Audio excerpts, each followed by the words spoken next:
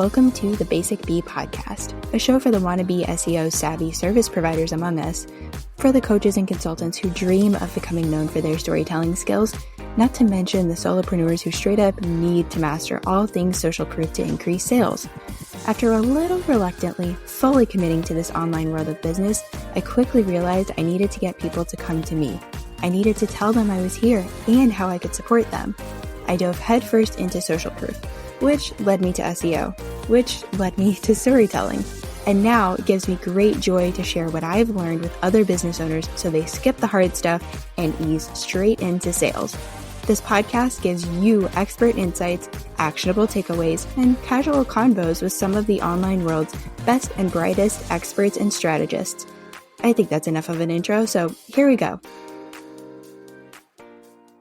Welcome back to the Basic Bee podcast. I am so excited you're here, and I'm so excited that my birthday twin, Ashleigh Chanél, is here. This is a case study interview that I've been teeing up for a hot minute now, and we're going to be talking about Ashleigh's done-for-you case study copywriting experience that I have teased as my quote-unquote failure story. And I do air quotes because I don't really feel like this is a failure. It, in fact, turned out to be an incredible lesson, and it's made my client experience so much more incredible. But before I bring her on, here's a quick intro for you. A world-traveling lover of charcuterie boards, expert digital marketer, and the CEO of Make Your Mark digital marketing agency, Ashleigh Chanél helps profit-driven business owners transform their businesses into revenue-generating and impact-creating machines without the extra time and stress. She positions her clients as authorities in their industries with tailored organic and paid marketing and advertising strategies. Hello, Ashleigh. Hello, Brittany. I'm so excited to see you. I know this is like so weird for us. We don't really know what to do with ourselves because we're always on Boxer. So this is going to be fun. It is. I'm excited. Me too. All right. Before we get into the actual case study interview, of course, I'm going to ask you the same question I ask everybody else because you have brilliant things to say. And this is, just another opportunity for you to say those things. Well, thank you. So the question is, which do you feel like is the most important for sales? SEO, storytelling, or social proof? Ooh, for sales. Ooh. Yikes. What a question. Oh my goodness. Okay. That is a question I cannot answer with one answer. This is going to be a typical marketing answer. I think it depends on the person that you're selling to, because for me personally, I need social proof, but I need more social proof of how it worked in your business than I do in other people's businesses, because testimonials can be doctored, I feel like, unless they're video testimonials.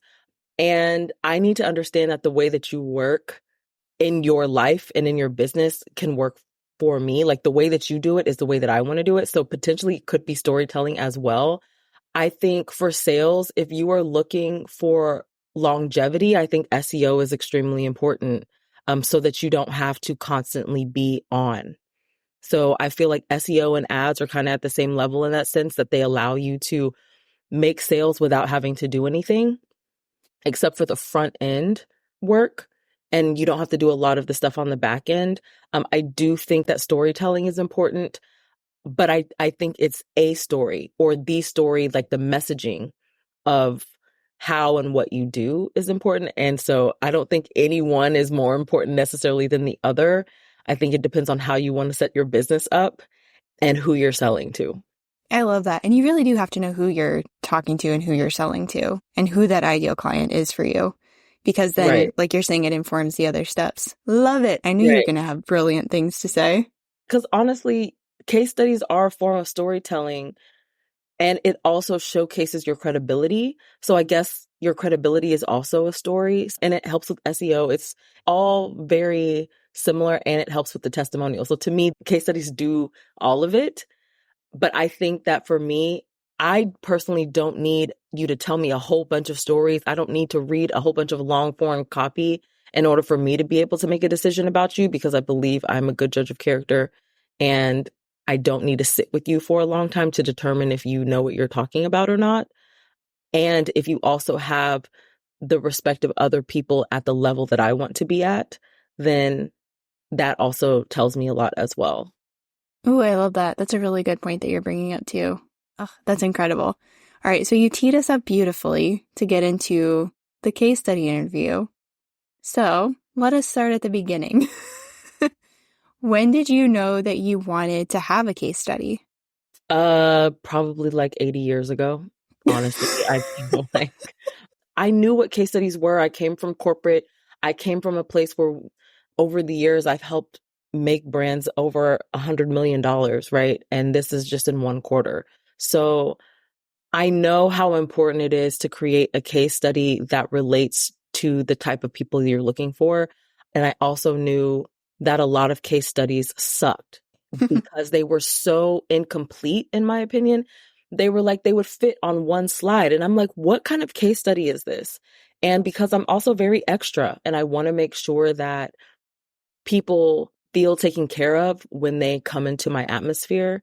And I knew that I wanted to speak to people at every level, meaning every level of the disc profiles. And in order to do that, that would take time, energy, and effort that I didn't want to put in myself. So I knew that I wanted a case study. I knew I wanted it done well, but I just knew that I did not want to be the one to actually write it. I used your line earlier because one thing I remember you saying specifically was like, I want to understand what's going on, but I don't want to do the doing. Yeah. And I thought that was so brilliant, so perfectly said, because yeah, you didn't want to do it, but I want to know what's going on at the same time. Yeah. I do want to be involved in the sense that I want my input taken into consideration and obviously want to look over it and everything like that. But when I hire someone, you say that you can do something, I take that at face value and I believe that you say that you can do what you can do. And other times I've hired people and they said they could do something, but they really couldn't, or they couldn't do it in the way that needed to be done. And so that's been really difficult. But with you, I was able to let you take your expertise and use it and not have to worry about what I was going to get on the back end. And that was such a relief because I am very particular and I like things done well. I like them done right. And especially for a case study, I want to make sure that I was represented the way that I wanted to be represented. And you also were able to work with me as far as you didn't have to necessarily speak to the person because I also had a video interview as well.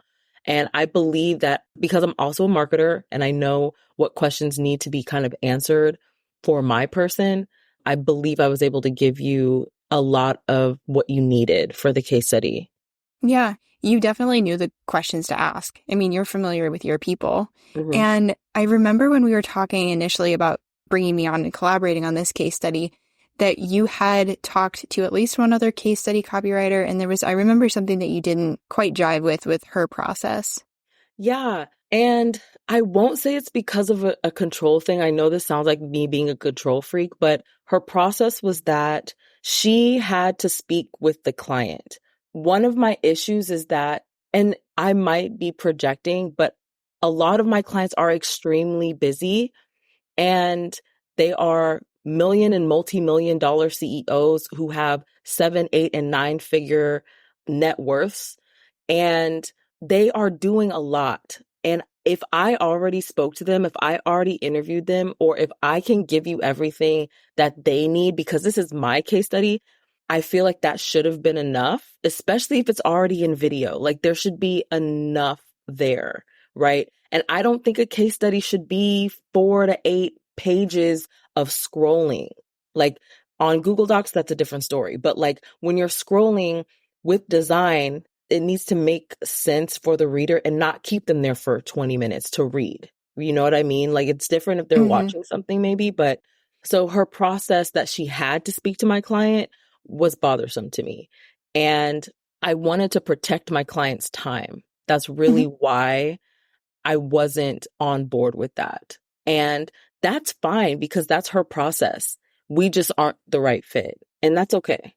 Right, exactly. And I liked that you brought that up when we were talking this out because you were asking me, like, do you have to talk to my client? And no, I don't have to. In fact, if you have the interview, like, that's great. And then if I have a couple of follow-up questions, more than likely, I've been able to go back to my client, in this instance, you, and get more information as opposed to, hey, Ashleigh, can you go ask Angela this question? Or, hey, could I have Angela's contact info so I can go ask her and bug her?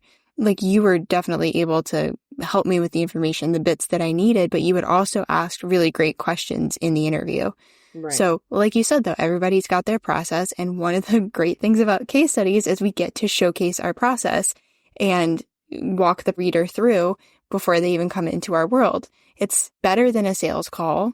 Not that a sales call isn't necessary, but you're getting all of that information before you even get on a call with someone. So you're not even wasting your time with that at that point either. Exactly. And that's another thing I really wanted my process to be showcased. But even particular on that one client, it's because it took her 4 months to get back to me about giving me testimonials and us having a conversation. So that is also why I was like, this particular client, I don't think you speaking to her, not you, Brittany, but the other person Right. would make sense. You know what I mean? So again, like I said, I get it. But for sure, I wanted to make sure that my process was showcased and help make people feel comfortable about what I did and how I did it. Yeah, I'm so glad that you said that. Okay, so you said really nice things about working with me and the actual experience of it. And I know that we're friends. I know that we've known each other. But what was it about working with me to create this case study? Was it something that you knew before we were even having conversations that you wanted me to collaborate on this project? Or, where did that come in and what was it about me and my system? It was easy and you are very calming. I don't know if it's, our earth sign, but you taking it all over for me. It's because you cared. You cared Oh, about how I was going to be perceived. You cared about the work that you were doing. You asked the questions that needed to be asked, and you were clear about everything. You gave me timelines, and while we were working together, the process wasn't annoying. It was very easy.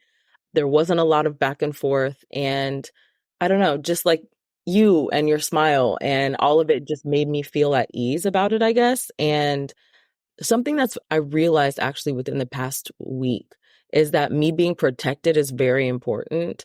And I felt that with you just as far as you were going to do your best and make sure that I was perceived and viewed the way that I should be.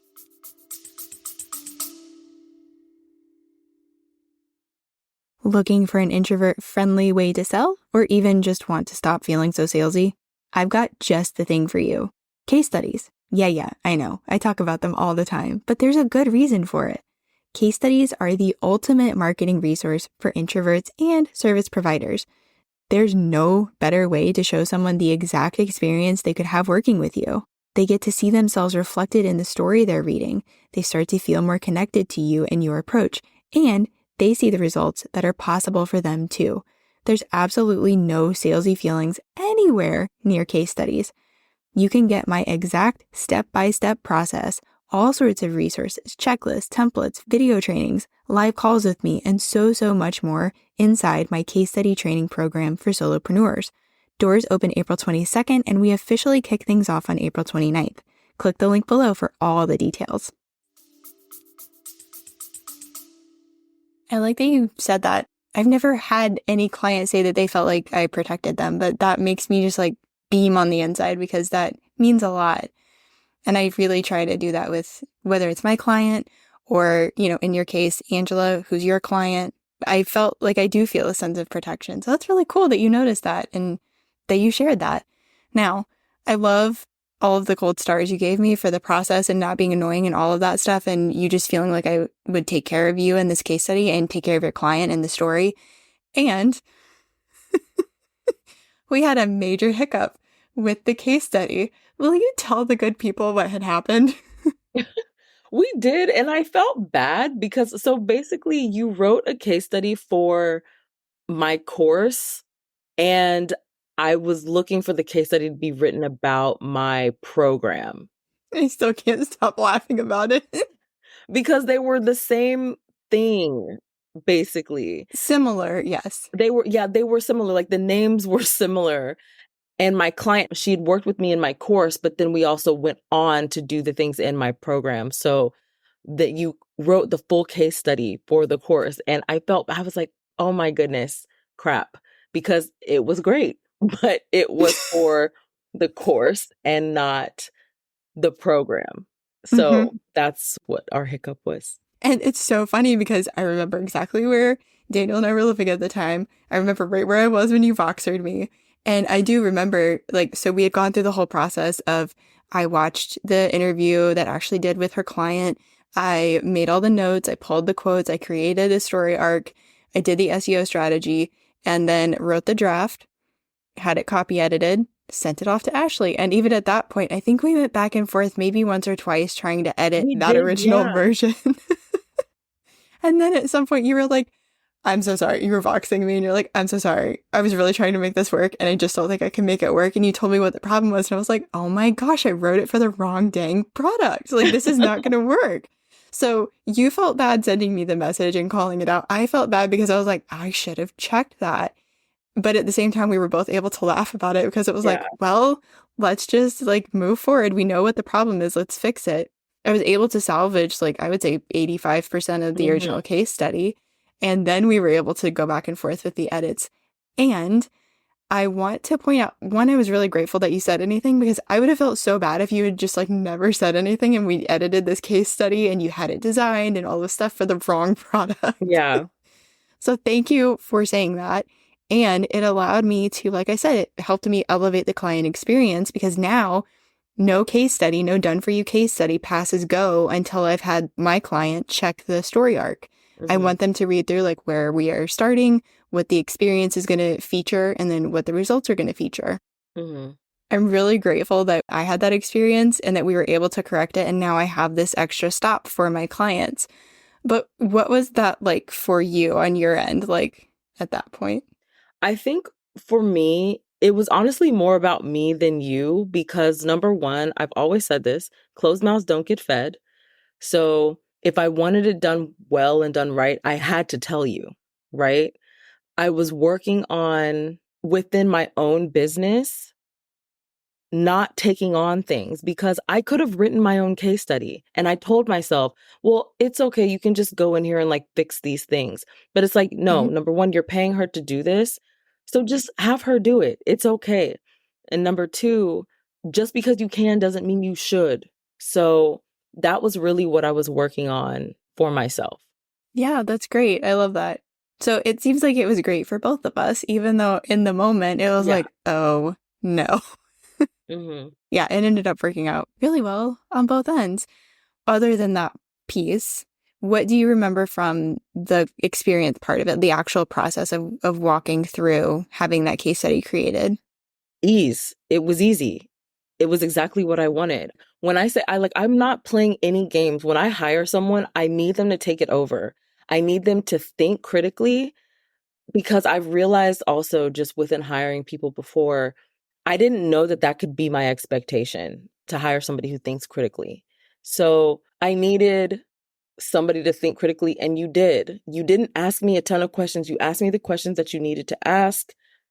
You went and you did, and I was able to read through it. And it was the ease of any edits or anything that we needed to make, or even just with Boxer, just being able to talk to you without having to get on Zoom. I did appreciate that, though I love seeing you and talking to you.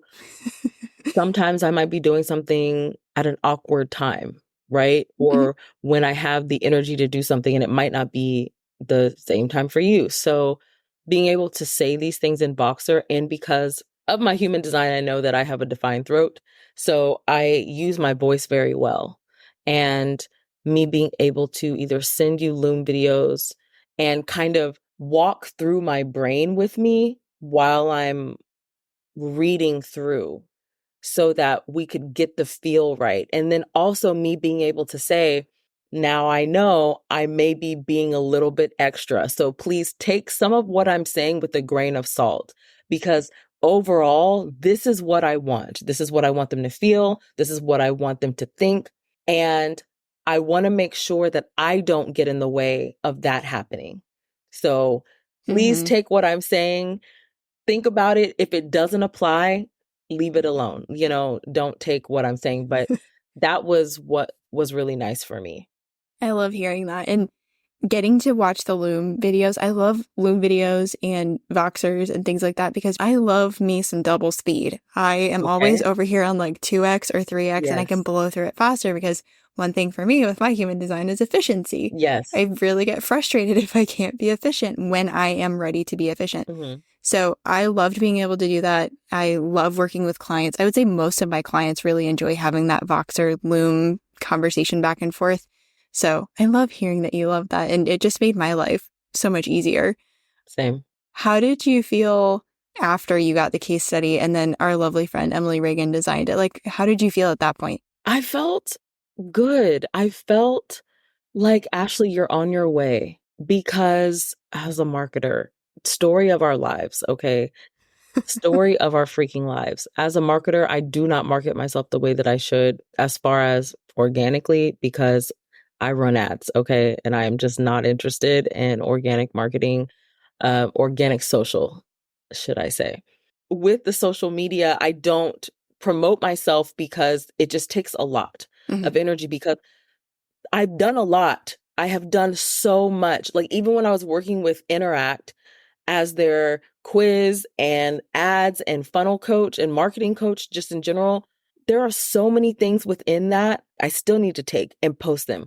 But because of the amount of time and effort it takes, I can't go back and listen to the hundreds of hours of video. So having someone else do that for me and then being able to read it and just kind of relish in what I did for my client. And it wasn't just like oh, thank you. It was great working with you. You're nice. You care. It was, no, I got this girl a significant return on investment. She spent $1,300 and made $32,000. So yeah, that's a big deal. You know what I mean? Huge deal. Like within 2 months, right? So it's a big deal. And it's something that sometimes it feels like everybody's throwing numbers out, but I know how much I care about my clients. I know how much work I put into it. I know how in the trenches I am with my clients, and I wanted that to be showcased, and I'm glad it was. And I get this all the time. Like even I talk to her now, I've seen her in Mexico twice since then. And she still says that she's gone on to try other people's courses to see what else she could get out of other people's courses and programs, and $20,000 later. And my program was significantly less than that. And she still says that it was the best one that she took and that I was the best coach that she had. And then other clients have said the same thing. She was like, they've tried other things. I'm the only one that my advice has gotten her paid. So it's a big deal to hear because sometimes we are in here by ourselves, regardless of how many business besties that we have. A lot of us are still like this. Like though we're talking, we're still by ourselves. So it's always nice to have a mirror of what you've actually been able to do for people because it reminds you of who you are and what you can do and whose you are, in the sense that I am a child of God and I believe that everything that I'm supposed to be doing is for his glory. And I can't do that if I'm feeling bad about myself and thinking I'm not doing enough or that I'm not making enough impact. And I think case studies and your testimonials, but mostly case studies, so that you can see how when people walk through your process, how you've actually been able to get them repeatable results. Because my process is pretty linear. I know not everyone's is, but my process is. So just knowing that, Ashleigh, this does work. Yeah. You're not crazy. And it's not a fluke. It works. Yeah, definitely. And that benefit, that thing, that result is something that I've gone on to hear lots and lots of times. But I think really you were the first one to really drive that home to me, where it really meant a lot to you about your skills and your business and your accomplishments. And that was so cool to see. And it made me feel really good to be able to give you that. So that was really amazing. How have you been able to go on and use the case study? I have been able to use the case study. I've been able to run ads to it. I have been able to, when people want more information, I can just send them there so they can read what the process is like and what results are possible. Because the other thing is, This is the other reason why I said testimonials can be doctored, and I guess so can case studies. But the reason why I didn't like other people's is because they weren't complete. And what I mean by that is a lot of case studies do not tell you what the person had before that allowed them to get the results, right? So there are multiple case studies that still need to be written for me, but one of the things I will always say is what this person had in place. So with Angela, we actually worked from beginning to end with her, but I had another client that I helped make $450,000. But one thing that I do say when I tell that story is that she had a fully functioning funnel. She had a lead magnet that people wanted. She had a second lead magnet that got people in and that got people results while they were in the lead magnet. She had an application that she actually denied people to work with her. I think she had out of 120 applications, she only accepted 20. So to me, that made a lot of sense. I know she could have downsold people with other things, but it's like we had steps. She knew what her steps were. She knew what to say to these people. And that's why we were able to get her additional leads. We were able to get her thousands of leads, like 3,000 leads within 3 weeks.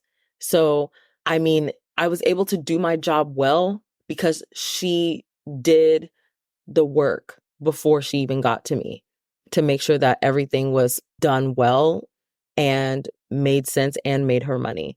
So that way I just had to come in and amplify it. So I think the other thing about case studies is that if when done right, and if you have integrity coming in, you're going to tell people what people had in place beforehand that allowed them to get the result that you were able to help them get. I love that you run ads to the case study. You're the one client that I've had who's done that. And I thought it was so cool. Of course, it was so very Ashleigh when you mentioned that. I was like, oh, I cannot wait to see you do this. Okay, before we get into the final thing I want to ask you about, is there anything else you want to add as we wrap up the case study part of things? I think a good case study is, like you, efficiency is extremely important to me. I also don't like to waste my time talking to people if I don't have to, in the sense that I want all the questions to be answered before you get on the phone with me. I don't want to answer questions that can be put somewhere else. I'm totally okay with reassuring things like that, but I want to make sure that before you get on the phone with me, you have the whole picture. I think that a case study is such an investment in your process. It's an investment in your sanity. And this is specifically for people who are like me, who are drivers, high eyes, high influencer on the disc scale. um, and also for those of you who are looking to build your credibility, who know that opportunities are what help you move forward. Because, and the reason I say that is because I'm a 4/6 manifesting generator, which means I'm an opportunist, meaning a lot of my opportunities come from people that I know. And so if you're looking to build your brand, if you're looking to have something that showcases who you are, how you work, and what kind of results you get for people, I truly believe that a case study or multiple case studies is what's going to help you get to the goals that you're looking to get to. And then, run ads to them because there's lots of people out there who need to see. There are tons of people. I cannot thank you enough for doing that whole case study with me because it was so fun. I really loved getting to work with you. And you're so funny because you're always like, well, so I'm really particular and really this and don't read into this too much. It was such a blast working with you. I'm glad. I remember telling you that because I'm like, no, but we're good. Everything is great. So it was really fun. Because I know I'm so extra, but you know what I've also So am I. over the past year, I've learned that it's not that I'm extra. It's that I have a standard and that my 50% is more than a lot of people's 100%. And when you're around people whose 100% doesn't even match your 50, you're always going to be told you're extra. You're always going to feel like you're extra or that you're doing too much. And that is something that I have to kind of let go and peel layers off of as I move forward in life. But I'm glad I know that now because I didn't know that when we did the case study, right? I would always claim and be excited about the fact that I'm extra. But no, I have a standard and you're just not doing enough. And that's what I stand on now. So I enjoyed working with you because I didn't have to tone it down. And though I always tell one of our friends to stop apologizing, though I wasn't apologizing in those videos, I kind of was saying, A little I'm, bit. I'm being extra. And it's like, it's unnecessary, especially when you find people who understand you. So like you, obviously, because we're birthday twins, we kind of get each other a lot, but just generally speaking, the way that you kind of held me and cared for me as we went through this process and didn't make me feel like I was doing too much and that my Loom videos weren't too much. You allowed me a way to process through your process. So yeah, loved it. Oh, I like that line. I allowed you to process through my process. That's going somewhere. Anytime I get feedback from clients, it just helps me do a better job. And rewinding all the way back to my childhood, I liked getting A's. I liked being that student and knowing how to ace the project. And the thing that allowed me to do that was to know, I forget what they call it now that I'm not in school, but when they give you the assignment and they give you all the little, it needs to be this many words, it needs to have this and this in there, all that kind of stuff. You need to cite so many resources. I love knowing that. That helps me get some the bowling lane bumper things. So I know how to ace it. Yeah. But I don't want to go and leave this without checking in with you about what's next. I think you have maybe an audio thing happening in your world. I do. Finally. I have a podcast coming out. It is called the 7-Figure Starting Point podcast. And it is a labor of care, I would say. A labor of care, a labor of love, and a labor of I'm sick of listening to people give and get bad advice. So let me do something about it. So that's what it's for. It is for those who have 7-figure dreams. They have 7-figure dreams and beyond potentially. And this podcast is for those who are at 6 figures right now, because the advice and the information that you're getting makes the most sense for people at 6 figures, because you've built your businesses already, you understand what's going on, but you're trying to get over the low 6-figure plateau. So like the $150,000 to $250,000 range, you're trying to get over that plateau and you don't really know what it is. You know that there are gaps. You have literally done everything. You have done all the things. You've hired the coaches, you've hired the mentors, you've done your bookkeeping, you've been in all of these positions in your business, and you've tried all of the different types of funnels. You've tried all of the different types of business models, one-on-one, group, memberships, courses, other digital products. You have tried literally everything. And there are some things that are working for you that you are kind of more going into that lane.